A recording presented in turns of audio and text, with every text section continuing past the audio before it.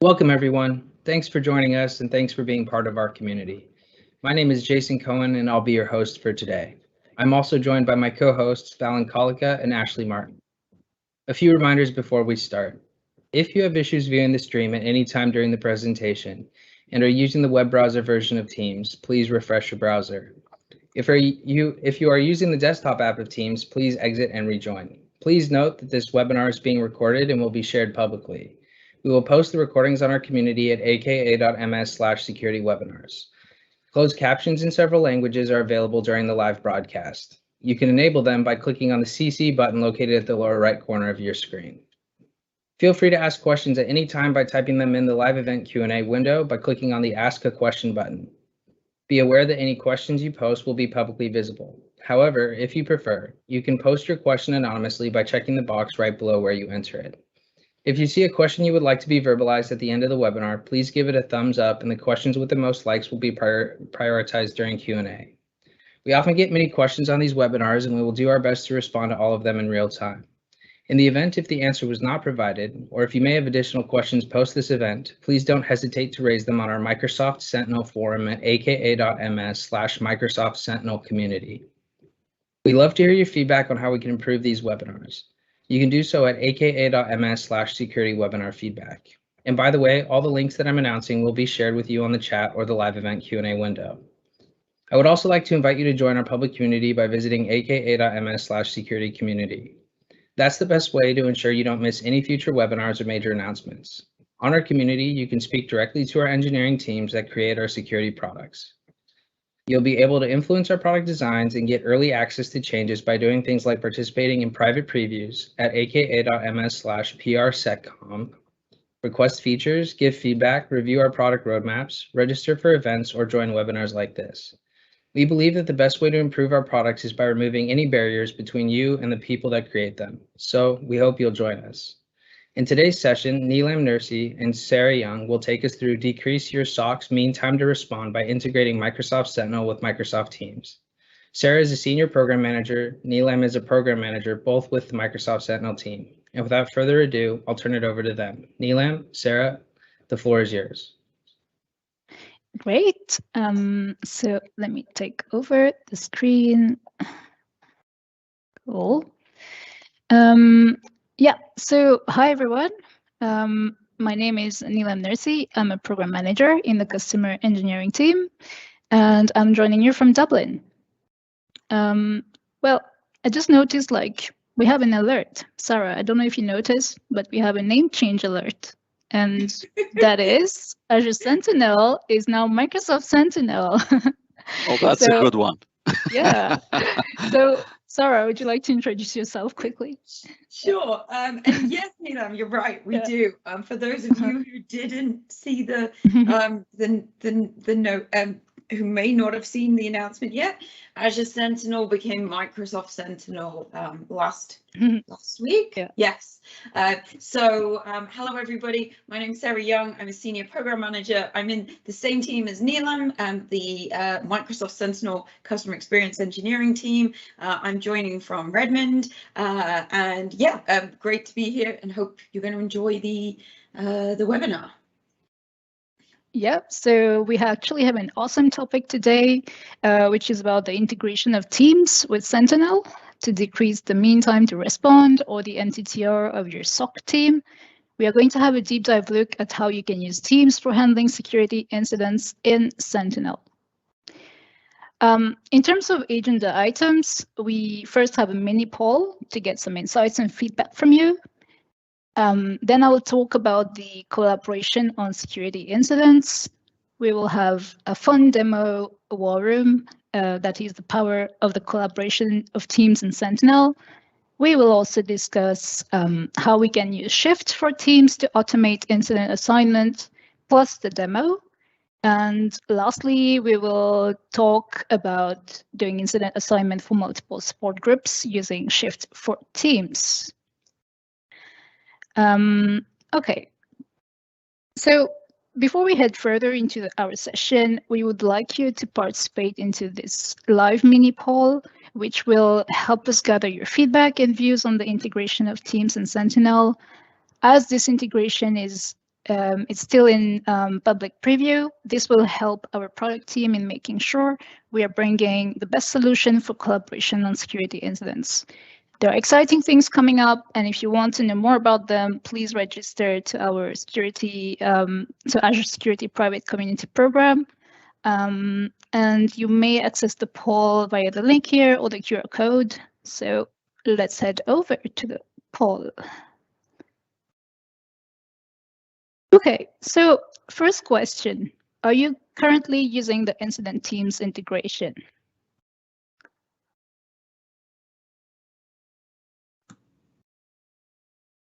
Oh, I hope we've got some Sentinel customers. Ah, here we go. Yay. Yeah, it is always good fun to watch PolyV update as people put their responses in. Thank you, everybody. Yeah, that's awesome. Yeah, I think we'll give it another few seconds just for everyone to put in their input. I think we have a clear winner here.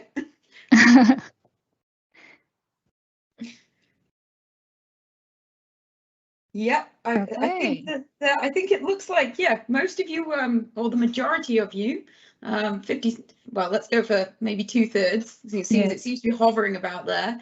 Are Sentinel customers, but you've never tried Teams. Well, you're in a good place then, because we're just about to talk about it. Okay, so I think we can head over to the next one. Let's do that. What is the main need you need to expect this integration to answer? Like collaboration, major incidents, work via smartphones, work with external users. So this is an open-ended question, so feel free to write whatever you would like to. Yeah.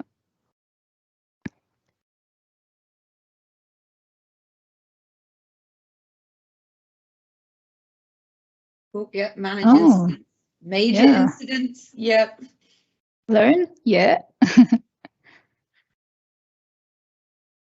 Okay. Fair enough. Yeah. Yeah. Learn more about Sentinel. You're definitely in the right place for that. So that's cool. Security collaboration. Brilliant. Yeah. I think collaboration is the clear winner here. Exactly. Yeah.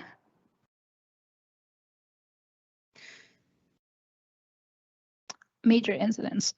Okay. All right. So let's head over to the next question then. Do the people in your organization that you expect to initiate the Teams creation have Microsoft Teams license? If yes, do they use the same user for Microsoft Teams and Sentinel? They have Teams license and it is under the same user. Seems to be the winner. Okay.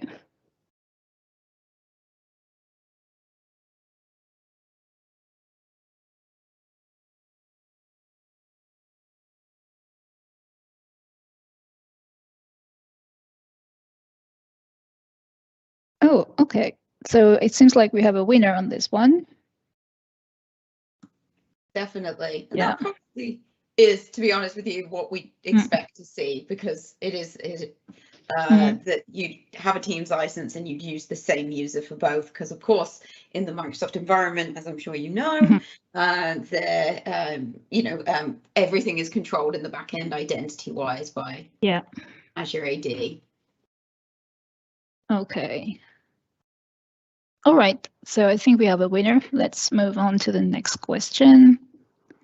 So what additional capabilities would you like to have in the incident team?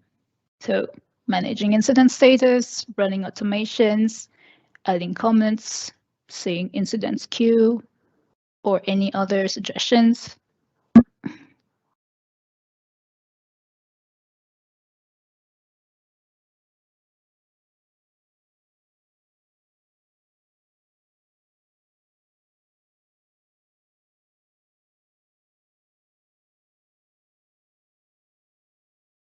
Adding comments, okay. Send incident details directly to a Teams channel. Yeah. That's a good one. Yeah. Yeah, running automations and incidents queue. automation and adding comments. Yep. A lot of automation here. Yeah. I love automation and a lot And of comments. automation, a lot of adding comments. Yeah. MTTR. Yeah. Great. Great. Please Okay. keep them coming, because we're actually going to. We do have the wonderful Azure Sentinel, Microsoft Sentinel product group on this call, and so do keep writing them, because they're going to take all of this away, and all of your suggestions and opinions. So thank you. That's a yellow card for you, Sarah, for saying Azure Sentinel. I know. I just got a yellow card. Okay.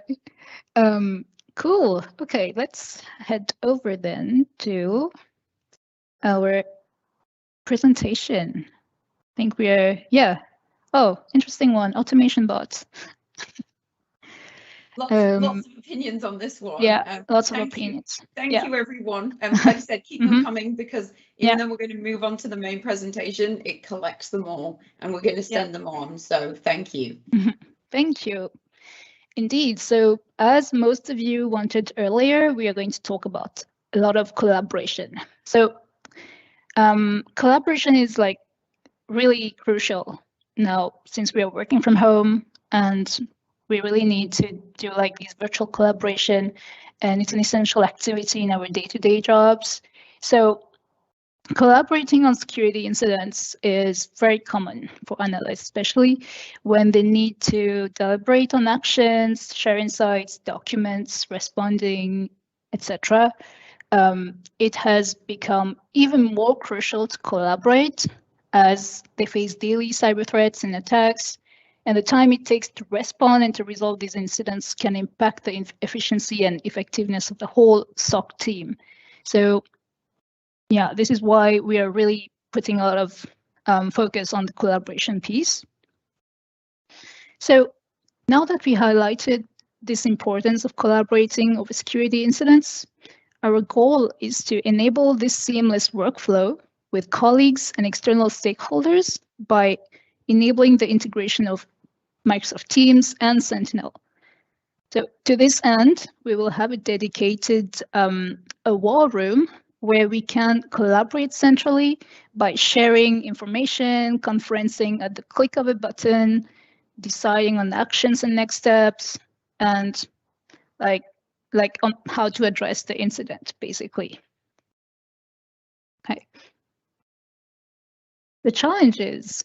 So in terms of challenges that require cross-team collaboration on security incidents, so firstly is the manual processes. So let's say when adding a new member to the team, for instance, or when deciding who to assign to this incident, depending on their availabilities and if they have the capacity. Secondly, keeping track of information shared. The communication and discussions on incidents can be quite challenging, actually. Sharing files securely, saving them as evidences can be crucial for some organizations. Working with external teams as well can also be challenging for MSSPs, where they have to switch between different tenants. Yeah, so Sarah, what's your take on this? Yeah, I mean, and I think, well, in security operations, we've always needed a lot of cross-team collaboration. It was probably a lot easier when everybody was in a SOC physically together. Of course, with currently what's been going on in the world the last year or so, a lot of people have been working remotely, but security operations still needs to happen, and so that collaboration has probably become slightly more difficult because, of course, getting in a war room like we used to do physically, commandeering a meeting room and everyone going in there for a major incident isn't necessarily possible anymore. So yeah, it's become really important to find better ways and more efficient ways to collaborate, because as you know, in security, in any kind of IT operations, your response, the way you respond and the speed at which you respond is crucial, because the faster you can do something, the more likely it is that you can minimize the impact to the business. Yeah, exactly. So thanks for this, Sarah. So Now let's head over to the war room. So what's exactly is a war room, and what are the key components of the war room? So the first one is the ability to create a Teams channel from the incidents and adding Azure AD groups or selected individuals automatically. The war room also allows you to favorite the groups or individuals you frequently work with. When you create the Teams channel, there are actually 4 tabs that are automatically added. There is the posts, where you can add conversations. You have files to keep track of the files shared in the channel. You have the Sentinel incident page from the Azure portal, which you can update from the Teams channel. And you have a OneNote tab, which you can use to create notes. I think earlier somebody mentioned like bringing incidents into the Teams. So yeah, we will show you something a bit similar in a few minutes. When you close the incident in Sentinel, this is super important actually, the Teams channel is archived. And if the incident is reopened, the associated Teams channel is also restored. Okay. Now let's head over to the permissions you require to set up the war room. So the user creating the teams for the incident must have incident write permissions in Microsoft Sentinel. For example, the Sentinel responder role. He or she should also have the permission to create a Teams channel in Microsoft Teams. And any Sentinel user, including reader, responder, contributor, can request access to the created team. Yeah, so now we can head over to our demo. All right. Great. So I have the right Zoom. So let's head over to the Sentinel page. Okay. So let me go to incidents here. And so for this demo, I'm going to select the high severity ones. So there we go. Let me put for the last 14 days here, and yeah, I'll just pick this one. So here I'm just choosing a high severity incident, and while the detail loads, I can see the action buttons, the button here for actions, and when I click on it, it gives me the option to create a team. Okay, so I'm going to click on that.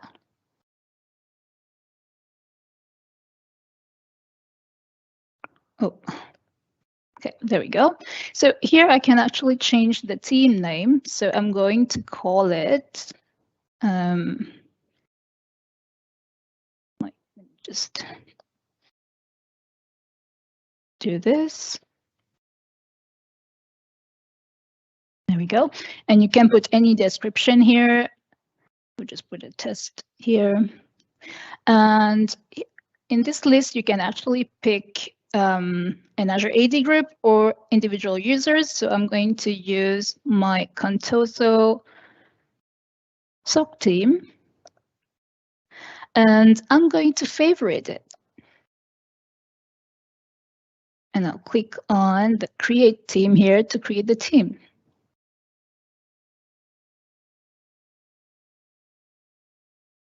Yes, so the team has been created. And I can actually see the link here that will take me to the Teams channel. So let's click on that and open.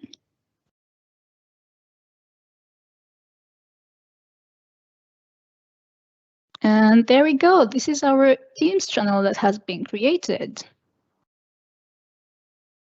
And if I look at the members here, I will see all the members that were part of the Contoso SOC team. They're all here. Great. Oh, yeah. Thank you, Megan. So, or Sarah. Yeah. I am Megan in this demo. Yeah. Great. Let's do this. Yeah, let's get started. I think we had a file right, for this one, for this incident? Yes, I'm just going to. So we talked about collaboration and how we talked about collaboration and how, of course, sharing things is important in a secure fashion. So I'm just going to upload. Yes, I'm just going to upload the file. That's great. So while you upload the file, oh, there we go. So we have the file here.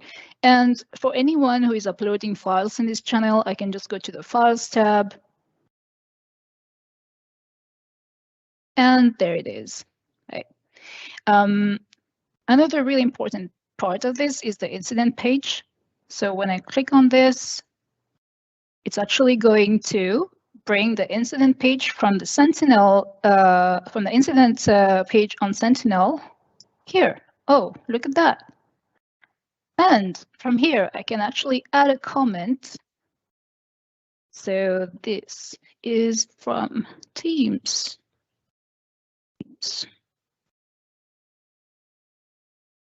And as you can see, all the details from the incident page here on Teams, you can eventually close it. So just very important, like I mentioned before, if I close it, it's going to archive the team. So if I close it as true positive or any reason and click on apply, this will actually say the team was archived. So you can't make any changes. And if I switch it back to active, it's going to reopen the team. Okay, how cool is that? Yeah, Neelam, we've actually had a couple of folks in the chat ask, was it going to make lots and lots of Teams channels that would just clog up people's teams? But no, as you can see, everyone, when you close an incident, it does close down. It closes, it will be Teams group as well. So you won't end up with a horribly busy Teams Teams channel. Yeah, correct. Great. So so that closes the Teams. So let's head back to our portal. And I will filter. I will actually look for the closed one that just we closed. Okay. So as you can see, it closed on the portal as well. And the comment I added earlier was just is just here.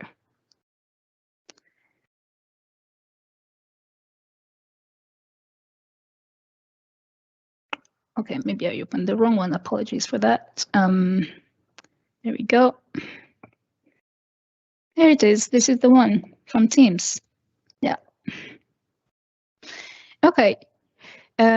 So this is our war room, like we just showed you from Teams and how it works. There's also an option to add OneNote, which which was there earlier. So you can create notes for your war room if you feel like you need to use it. Okay, so back to our slides.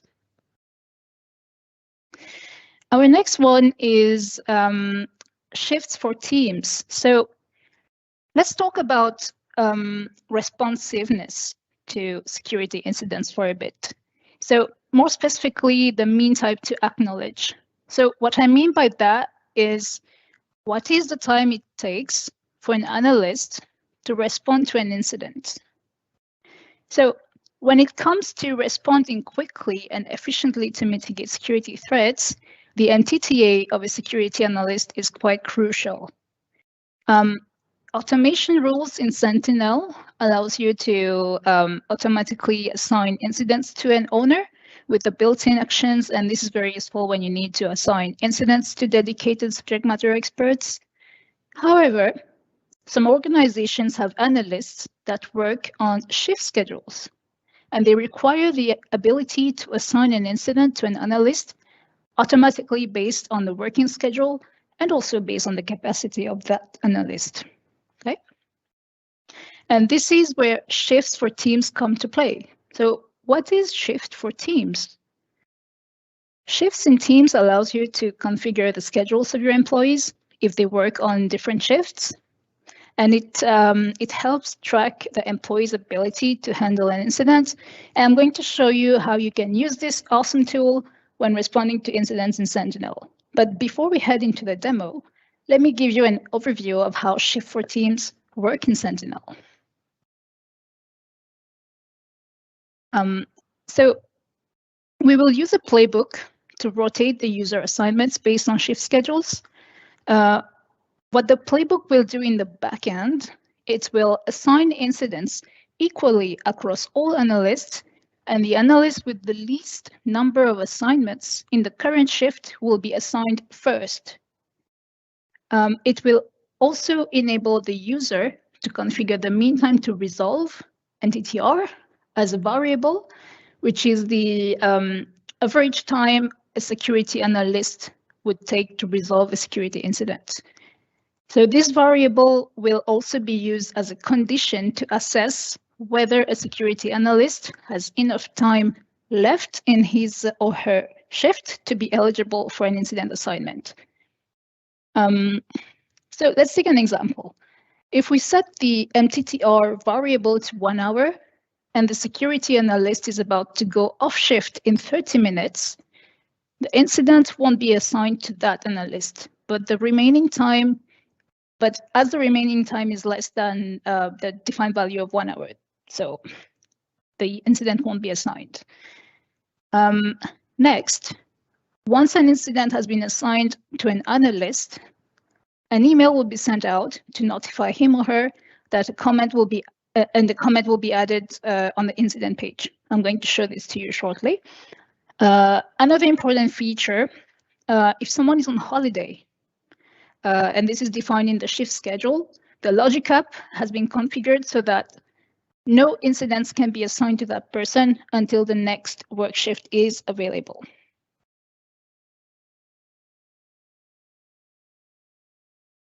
Okay, so in terms of prerequisites to set up the playbook, you must have a shift schedule set up and published in Microsoft Teams.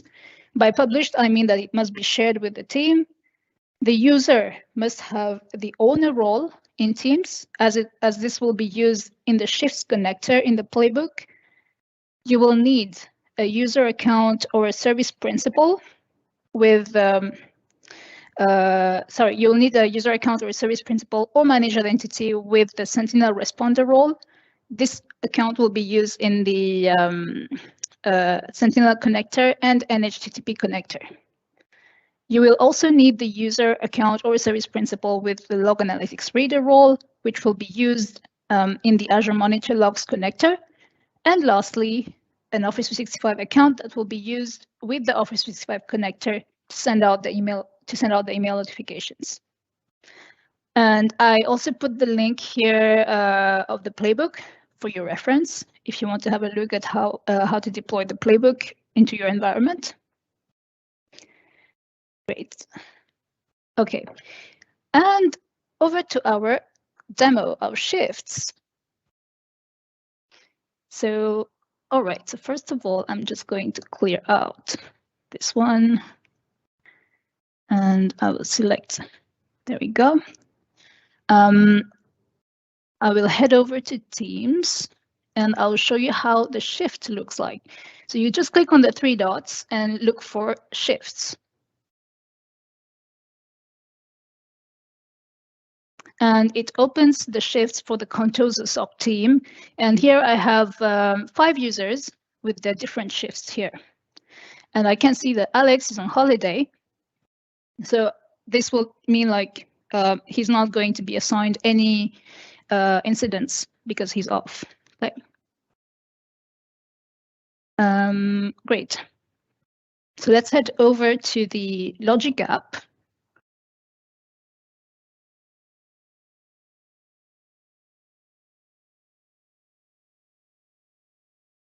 I'll just give an overview of how the Logic app looks like. So since we're using the playbook and incidents, the incident trigger is used here, and I use a user account to sign in, but you can also use a managed identity here. Okay. This is the part where you set up the mean time to resolve, or like how long you expect the analyst will take to resolve a security incident. So I left it to 1. This represents 1 hour. And okay, here it's actually going to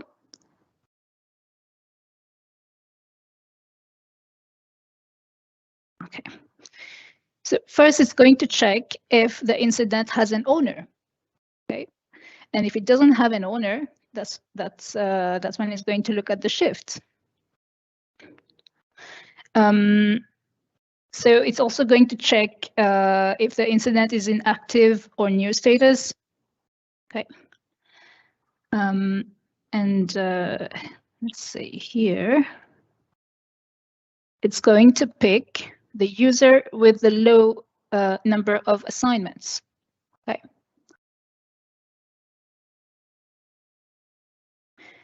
As you can see, there is an HTTP connector, which, oh, there we go, here, which I use the managed identity for. So it's actually going to check how many incidents the analysts have. Okay.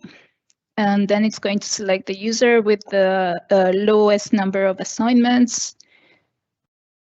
And it's going to update the incident by first assigning the owner. And then it's going to add a comment to the incident page. And lastly, it's going to send an email to the owner of the incident. Okay.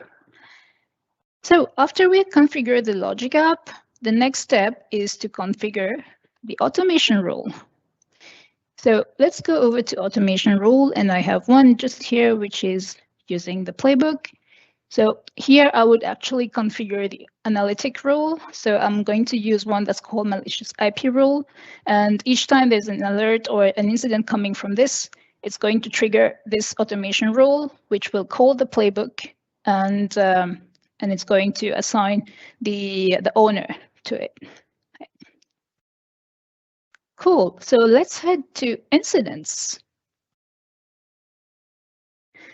Okay, so this is the rule that I am targeting. So this is the incident targeting.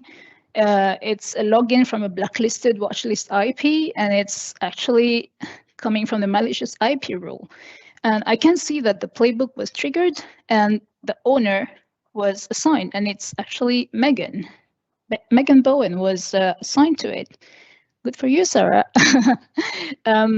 And you can see here the the comment here was added to the incident page. So let's open it. And then I will just show you how the email will look like. So let me just open, actually, what I'm going to do is do an in private window and open Outlook.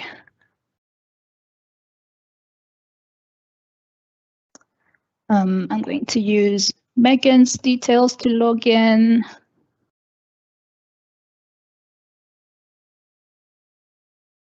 Here. Oh, there we go. Okay, next.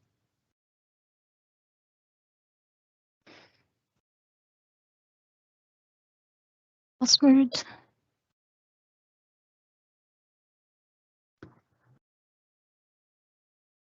And this is the email that Megan would is receiving when she gets notified that she has been assigned an incident. Okay, let's back to our portal. So how cool is that with the playbook doing all that? I think it's very cool. Right. Seeing as most people can't talk on a live event, Neil, I know. I'm biased, but I think it's pretty cool. Yeah, great. Yeah, so that's basically how our shifts for teams work. We do have another scenario in which we can use the shift for teams, and it is called the incident assignment for multiple groups. So let's say if you have multiple support groups, but what I mean by multiple support groups is if you have a group of analysts to handle specific types of incidents. For example, Team A is responsible for Azure AD incidents, Team B is responsible for Office 365 incidents, and the rest of the incidents go to Team C. How does this work? So it can actually be done by creating shift schedules for each of the support group. And then you will have to create, to deploy the playbook for each of them. Okay. And then you will have to add the automation rules accordingly, as you can see just here below.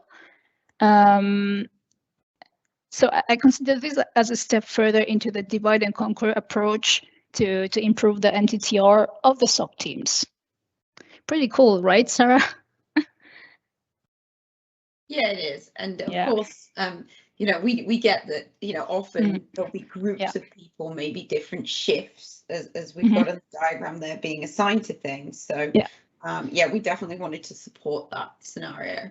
Yeah, what's actually really nice here is the divide and conquer approach. So if you have different analysts covering different, like I would say, incidents as areas, like MDE, coming from NDE, you're coming from like Office 365, this could be really handy.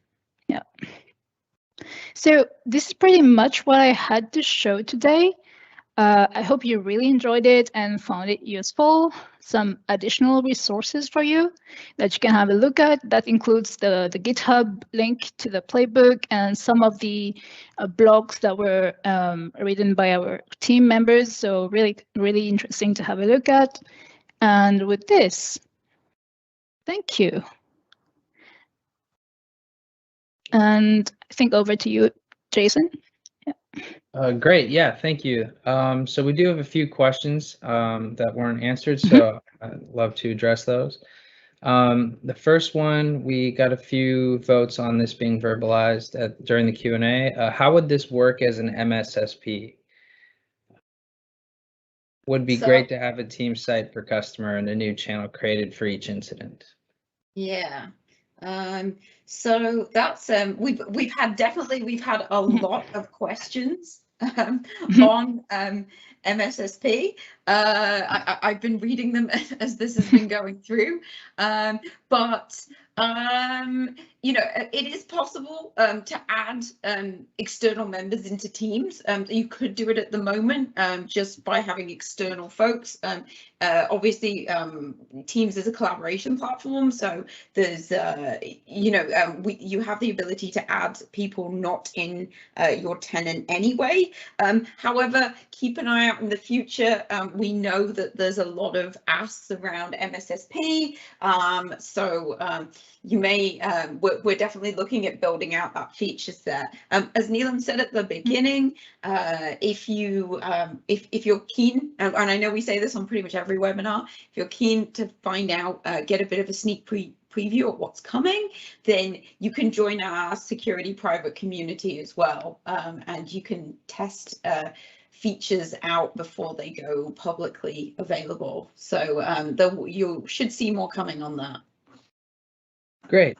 And the next one we have is, what workflow would you recommend in the situation where the day-to-day user account with Teams is different from the special user account used to perform security investigations in Microsoft Sentinel? Tricky one. Sarah, is it okay if I chime in? Sure. Everyone, this is Leah. Leah is Leah's joining us from Israel. She's a member of the Sentinel product group, who is actually working on this Teams feature. So no, Leah, please go ahead. Yeah, so I have to say that this is all of this feedback and the questions are just really valuable. So first, thank you for that feedback, and as you can see, it gets to the right people directly as we develop this feature. But I have to say that we came out with this capability, and you know, the first stage was to do this, you know, same account integration, same user account. But now we, hear more and more about such scenarios, which is, pretty much the same issue. It's just that the user account that's used for Sentinel doesn't have Teams permission, and you want to maybe somehow define a different user account for Teams. And I think that both the MSSP scenario and also, just the different user account one are it's essentially part of the same problem, which we're these days looking into different ways to solve. And I feel like of those scenarios that you've posted in the chat, and I encourage you to keep posting more scenarios if they weren't mentioned already, because we want to make sure that whatever experience we will release to solve those use cases will cover all of the situations where you can choose the Teams now, because we are aware of that. I don't know, I can't say exactly what it will look like. We're still looking into a few options. We're working in collaboration with the Microsoft Teams team as well, and we're trying to see what will be the best way to be able to configure this account, not just take your Sentinel account. Great, thank you so much. I think that we have all the questions answered. So I'd like to thank Neelam and Sarah for being our guests today and for an excellent presentation. And thank you to the rest of the team who helped answer questions. At the same time, I would like to remind the listeners that the best way to ensure you don't miss any future webinars or major announcements is to visit our landing page at aka.ms/securitycommunity. And while there, you'll find easy ways to navigate and find the resources and learning content relevant to our security products and their communities. A good start would be browsing our bite-sized product videos, ninja trainings, recordings of past webinars, GitHub communities, and more. We love to hear your feedback on how we can improve these webinars. Please take a minute submitting your webinar feedback at aka.ms/security webinar feedback. Thank you, and see you next time. Goodbye.